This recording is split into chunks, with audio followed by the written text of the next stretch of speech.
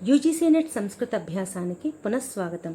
ఈరోజు ఈ వీడియోలో యూజీసీ నెట్ ప్రశ్నాపత్రం డిసెంబర్ 2021 జూన్ 2022 ఈ ప్రశ్నపత్రంలో కొన్ని ప్రశ్నలను చూస్తాము. మొదటి ప్రశ్న, రస విషయే సముచిత కథనే స్తః. ఆప్షన్స్: రసః వాచ్యః భవతి, బి అభినవగుప్తమతేన రసః వ్యంగ్యః భవతి, సి మహిమభట్టమతేన రసః అనుమేయః భవతి, డి రసః లౌకికః భవతి. దీంట్లో రెండు ఆప్షన్స్ కరెక్ట్, వాటిని మనం సెలెక్ట్ చేయాలి. ఆన్సర్స్ బి, సి దీంట్లో కరెక్ట్. ఈ ప్రశ్న నాట్యశాస్త్రానికి చెందినది. నాట్యశాస్త్రము భరతముని రచించిన గ్రంథము. నాట్యశాస్త్రంలో మొత్తం 36 అధ్యాయాలు, 6000 శ్లోకాలు ఉన్నాయి. 6000 శ్లోకాలు ఉన్నందున దీనిని షట్ సాహస్రీ సంహిత అంటారు. షట్ సాహస్రీ సంహిత అంటారు. 6వ 7వ అధ్యాయాలలో రసాల గురించి, భావాల గురించి చెప్పబడింది.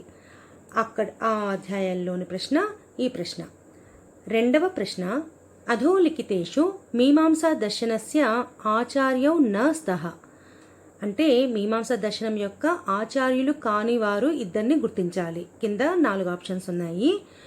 మురారి మిశ్రః, శబరస్వామి, గదాధరః, జగదీశః. వీరిలో మురారి మిశ్రః, శబరస్వామి మీమాంసా దర్శనానికి చెందిన ప్రముఖ ఆచార్యులు. కాబట్టి గదాధరః మరియు జగదీశః వీరిద్దరూ మీమాంసా దర్శనం యొక్క ఆచార్యులు కానివారు. కాబట్టి options C and D. Option B ఇక్కడ కరెక్ట్. తర్వాత మూడవ ప్రశ్న, అభావ విషయక ప్రత్యక్ష ప్రమాయాం చక్షురింద్రియస్య అభావ పదార్థస్య చ మధ్యే సన్నికర్షః కః. ఏ సన్నికర్షం ఉంటుంది? మనకి తర్క భాషలో షడ్విధ సన్నికర్ష గురించి చెప్పబడింది. అక్కడ ఇంద్రియార్థ సన్నికర్షలు మొత్తము 6. మొదటిది సంయోగ సన్నికర్ష. చక్షురింద్రియంతో ఘటము యొక్క ప్రత్యక్షం అనే జ్ఞానం తెలియడాన్ని సంయోగ సన్నికర్ష అంటారు. రెండవది సంయుక్త సమవాయ సన్నికర్ష. అంటే చక్షురింద్రియంతో ఘట రూపం యొక్క జ్ఞానం తెలిస్తే అది సంయుక్త సమవాయ సన్నికర్ష. మూడవది సంయుక్త సమవేత సమవాయ సన్నికర్ష. అంటే చక్షురింద్రియంతో ఘట రూపంలోని సమవేతమైన రూపత్వం వంటి జాతి యొక్క గ్రహణం అవటం అనేది ఈ సన్నికర్ష. నాలుగవది సమవాయ సన్నికర్ష. సమవాయ సన్నికర్ష అంటే శ్రోత్రేంద్రియంతో శబ్దం గ్రహణం అవటం, ఇది సమవాయ సన్నికర్ష. ఐదవది సమవేత సమవాయ సన్నికర్ష. అంటే శ్రోత్రేంద్రియంతో శబ్దంలో సమవేతమైన శబ్దత్వ జాతి యొక్క గ్రహణం అవటం. ఆరవది విశేష అభావ సన్నికర్ష. అంటే చక్షువుతో సంయుక్తమైన భూతలంలో ఘటము యొక్క అభావం యొక్క గ్రహణము కలగటం అనేది ఈ విశేష అభావ సన్నికర్ష.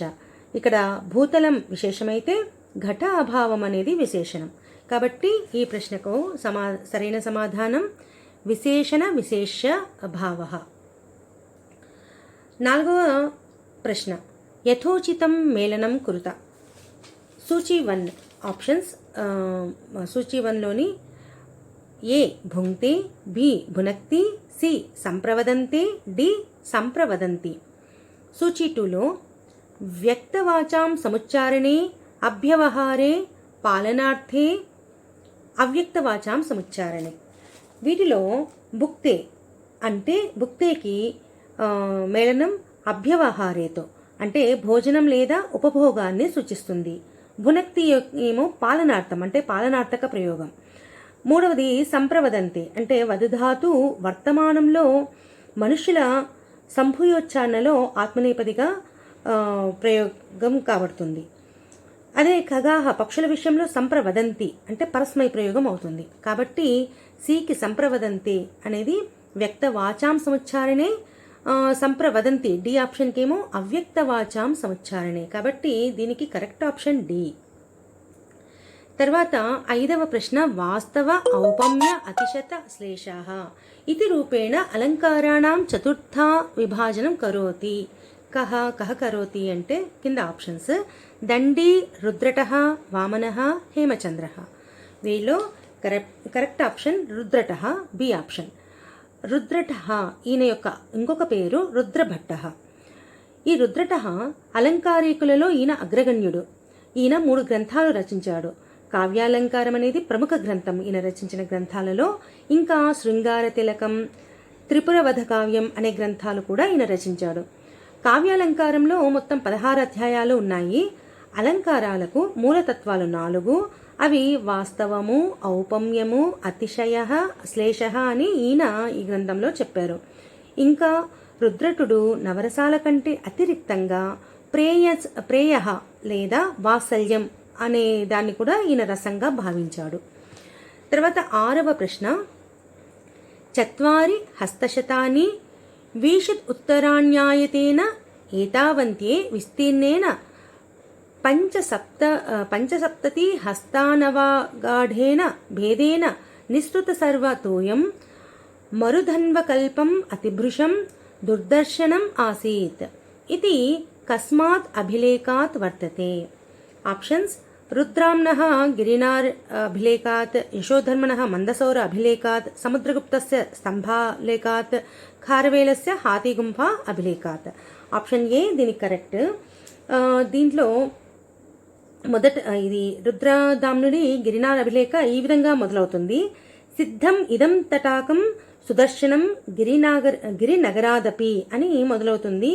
దీంట్లో సుదర్శన తటాకం యొక్క నిర్మాణము మరియు దాని శైథిల్యమైనాక మళ్ళీ పునర్నిర్మాణము, తర్వాత సుదర్శన తటాకం ఏ సంవత్సరంలో ఏ ఋతువులో ఏ రోజు నిర్మాణం కాబడింది ఆ వివరణ, తర్వాత తటాకం యొక్క విస్తీర్ణం వైశాల్యం గురించిన వర్ణన ఉంది.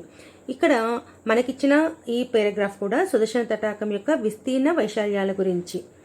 తర్వాత 7వ ప్రశ్న, రసః సుఖదుఃఖాత్మకః భవతి ఇది మాన్యత అస్తి.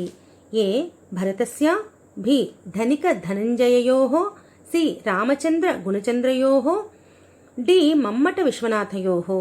దీనికి ఆప్షన్ సి కరెక్ట్ ఆన్సర్. రామచంద్ర గుణచంద్రయోః.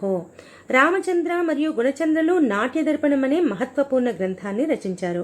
వీరిద్దరూ కూడా జైన భిక్షువులు మరియు ఆచార్య హేమచంద్ర గారి శిష్యులు. ఈ గ్రంథంలో 4 అధ్యాయాలు ఉన్నాయి. దేంట్లో నాట్య దర్పణంలో 4 అధ్యాయాలు ఉన్నాయి. ఒక్కొక్క అధ్యాయాన్ని వివేకం అంటారు. సుఖదుఃఖాత్మకో రస అనేది ఈ గ్రంథంలో చెప్పబడింది. అంటే రసము దుఃఖము మరియు ఆనందం రెండింటినీ ఉత్పన్నం చేస్తుంది. శృంగార, హాస్య, వీర, అద్భుత, శాంతరసాలు ఆనందాన్ని ఉత్పత్తి చేస్తే కరుణ, రౌద్ర, భీభత్స, భయానక రసాలు దుఃఖాన్ని ఇస్తాయి అని చెప్పబడింది. తర్వాత 8వ ప్రశ్న, రుక్ ప్రాతిశాఖ్య అనుసారేణ రక్తసంజ్ఞ కస్య భవతి. ఇది రుక్ ప్రాతిశాఖ్య వీడియోలో వివరంగా చెప్పుకున్నాము. కింద ఆప్షన్స్ అనునాసికస్య, అనుస్వారస్య, విసర్జనీయస్య, జిహ్వామూలీయస్య. ఏ ఆప్షన్ అనునాసికస్య కరెక్ట్. రక్తసంజ్ఞో అనునాసికాః సూత్రం అంటే ఇంగా, ఇన, అన, న, మ ఈ అనునాసికాలకు వచ్చే సంజ్ఞ రక్త సంజ్ఞ. తర్వాత 9వ ప్రశ్న, షడ్ ప్లస్ సంతః ఈజ్ ఈక్వల్ టు షట్ సంతః ఇత్యత్ర కః ఆగమో భవతి. ఇత్యత్ర కః ఆగమో భవతి అంటే డహ సి ధుట్, డహ సి ధుట్ అనే సూత్రము. దీనికి ఆప్షన్స్ ఏ ధుట్, బి తుద్, సి దుద్, డి తుక్. వీటిలో డహ సి ధుట్ అనే సూత్రం ప్రకారం షట్ ప్లస్ సంతః, షడ్ ప్లస్ సంతః ఈజ్ ఈక్వల్ అనేది షట్ సంతః అవుతుంది. దీని అర్థం ఏంటంటే పదాంతము డకారాంతమైతే తర్వాత సకారం వస్తే అంటే పరంలో సకారం ఉంటే వికల్పంగా ధుట్ అనేది ఆగమం అవుతుంది అనేది ఈ సూత్ర ఆశయం. తర్వాత 10వ ప్రశ్న, సామ్నా దానేన భేదేన సమస్తైః అథవా పృథక్ విజేతుం ప్రయతేత అరీన్ న యుద్ధేన కదాచన. इति श्लोकः कस्मात् ग्रन्थात्. ఆప్షన్స్ యాజ్ఞవల్క్య స్మృతేః, అర్థశాస్త్రాత్, నారద స్మృతేః, మనుస్మృతేః. దీంట్లో ఇది మనుస్మృతిలోని 7వ అధ్యాయంలోని 198వ శ్లోకము. అంటే సామం అంటే మధురవచనము, దానం అంటే ప్రలోభనము, భేదం అంటే విడగొట్టడము, దండం అంటే శిక్ష. వీటి ద్వారా శత్రువులను జయించవచ్చు, అంతేకాని శత్రువులను జయించాలంటే యుద్ధమే చేయక్కర్లేదు అనేది దీని అర్థము. కాబట్టి ఆప్షన్ డి కరెక్ట్ ఆన్సర్. 11వది సితి చ సూత్రేణ కా సంజ్ఞా విధీయతే. ఆప్షన్స్ సర్వనామ సంజ్ఞా, ప్రగృహ్య సంజ్ఞా, భా సంజ్ఞా, పద సంజ్ఞా. సిత్ ప్రత్యయే పరే ప్రకృతేః పద సంజ్ఞా భవతి. అంటే సిత్ ప్రత్యయం పరమైతే ప్రకృతికి పద సంజ్ఞ వస్తుంది. సిత్ ప్రత్యయం అంటే సకారం ఏ ప్రత్యయంలో ఇత్ సంజ్ఞకం అవుతుందో, సకారం అనేది ఏ ప్రత్యయంలో అయితే ఇత్ సంజ్ఞకం అవుతుందో అటువంటి ప్రత్యయాన్ని సిత్ ప్రత్యయం అంటారు. ఇవి మొత్తము సిత్ ప్రత్యయాలు 5 ఉన్నాయి. అవి యుస్, యస్, ఛస్, నస్, ఘస్. కాబట్టి ఇవి సిత్ ప్రత్యయాలు. తర్వాత ప్రశ్న, ఏకో రసో అంగీకర్తవ్యో వీరః శృంగార ఏవవా. ఇది కస్యచ ఆర్యస్య ఉక్తి. ఇది ధనుంజయుని దశరూపకంలోని తృతీయ పరిచ్ఛేదంలో 30వ శ్లోకము.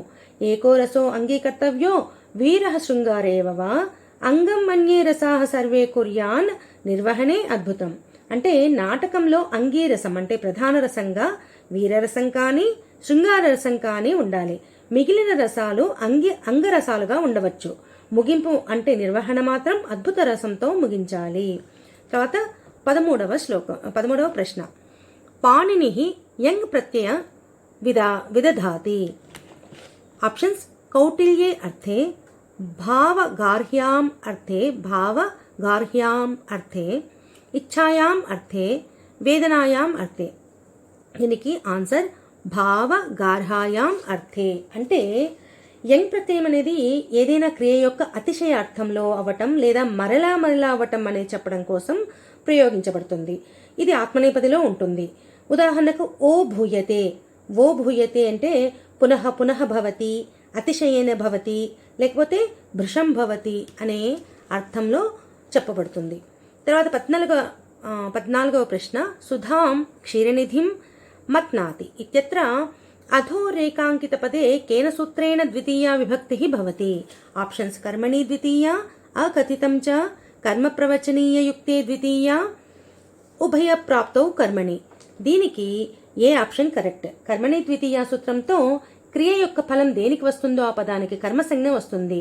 మత్నాతి క్రియ యొక్క ఫలం క్షీరనిధికి వస్తుంది. కనుక కర్మణి ద్వితీయ ప్రకారం క్షీరనిధి పదానికి ద్వితీయ విభక్తి వస్తుంది.